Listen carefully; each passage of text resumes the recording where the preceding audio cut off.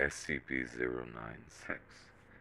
SCP-096 is to be contained in its cell, a 5 meter by 5 meter by 5 meter airtight steel cube at all times. Weekly checks for any cracks or holes are mandatory. There are to be absolutely no video surveillance or optical tools of any kind inside SCP-096's cell. Security personnel will use pre-installed pressure sensors and laser detectors to ensure SCP-096's presence inside the cell. Any and all photos, video, or recordings of SCP-096's likeness are strictly forbidden without approval from Dr. and O5. SCP-096 is a humanoid creature, measuring approximately 2.38 meters in height. The subject shows very little muscle mass, with preliminary analysis of body mass suggesting mild malnutrition. Arms are grossly out of proportion with the rest of the subject's body, with an approximate length of 1.5 meters each. Skin is mostly devoid of pigmentation, with no signs of any body hair. SCP-096's jaw can open to 4 times the norm of an average human. Other facial features remain similar to an average human, with the exception of the eyes, which are also devoid of pigmentation. It is not yet known whether SCP-096 is blind or not. It shows no sign of any higher brain functions, and is not considered to be sapient. SCP-096 is normally extremely docile, with pressure sensors inside its cell indicating it spends most of the days pacing by the eastern wall. However, when someone views SCP-096's face, whether it be directly via video recording or even a photograph, it will enter a stage of considerable emotional distress. SCP-096 will cover its face with its hands and begin screaming, crying, and babbling incoherently. Approximately 1 to 2 minutes after the first viewing, SCP-096 will begin running to the person who viewed its face, who will from this point on be referred to as SCP-096-1. Documented speeds have varied from 35 kilometers an hour to kilometers an hour, and seems to depend on distance from SCP-096-1. At this point, no known material or method can impede SCP-096's progress. The actual position of SCP-096-1 does not seem to affect SCP-096's response. It seems to have an innate sense of SCP-096-1's location. This reaction does not occur when viewing artistic depictions. Upon arriving at SCP-096-1's location, SCP-096 will proceed to kill an SCP-096-1. 100% of cases have left no trace of SCP-096-1.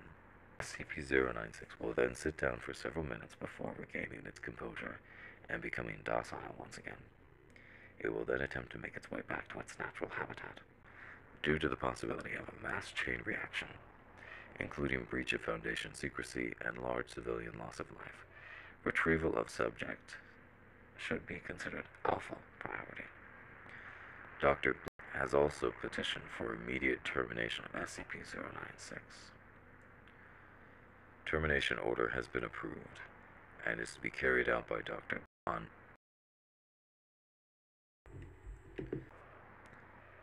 It always sucks ass to get initial retrieval duty. You have no idea what the damn thing is capable of besides what jacked up information the field techies can scrape up. And you're lucky if they even tell you the whole story. They told us to bag and tag. Didn't tell us jack shit about not looking at the damn thing. Could you describe the mission, please? Yeah, sorry. We had 2 choppers. One with my team, and one on backup with Zulu 9B and Dr. We spotted the target about 2 clicks north of our patrol path. I'm guessing he wasn't facing our direction, else he would have taken us out then and there. Your report says SCP-096 didn't react to the cold. It was degrees Celsius. Actually, it was minus, and yes, it was butt naked and didn't so much as shiver. Anyway, we landed, approached the target, and Corporal got ready to bag it. That's when Doctor called. I turned to answer it, and That's what saved me. The target must have turned, and my whole squad saw it. That's when SCP-096 entered an agitated emotional state. Yep. I'm sorry. I'm sorry. Got the willies for a second. That's alright. Yeah. Well, I never saw its face. My squad did. And I paid for it up the ass. Could you describe it a little more, please? Yeah. It started screaming at us and crying. Not animal roaring, though. Sounded exactly like a person. Really fucking creepy. We, started firing when it picked up Corporal and ripped off his leg. God. He was screaming for our help. Fuck. Anyway, we were blowing chunks out of the target round after round. Didn't do jack shit. I almost lost it when it started. That's when you ordered the use of an AT-4 HEDT launcher, an anti-tank gun. I started carrying it ever since SCP got loose. I've seen those tear through tanks like tissue paper and did the same thing to the target. There was significant damage to SCP-096. It didn't even fucking flinch. It kept tearing apart my squad, but with half of its torso gone.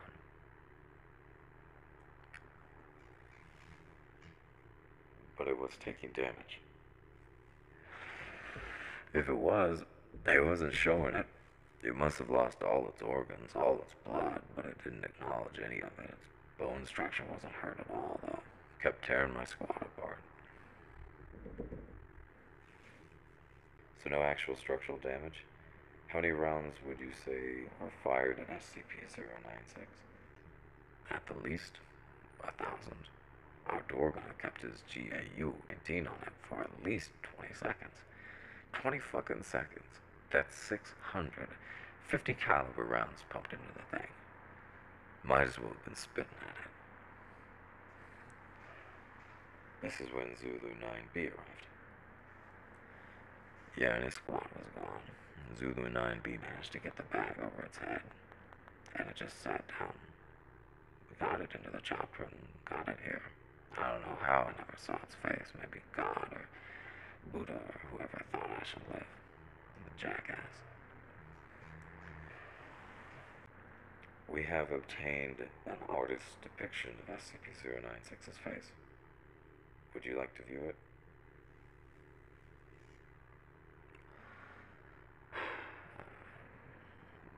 You know, after hearing that thing screams, and the screams of my men, I don't think I want to put a face to what I heard. No. Just, no.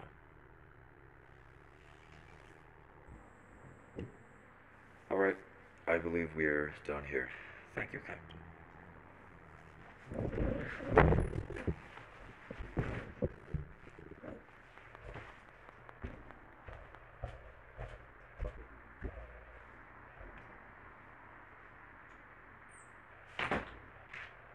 Let this be on record that I am formally requesting SCP-096 to be terminated as soon as possible.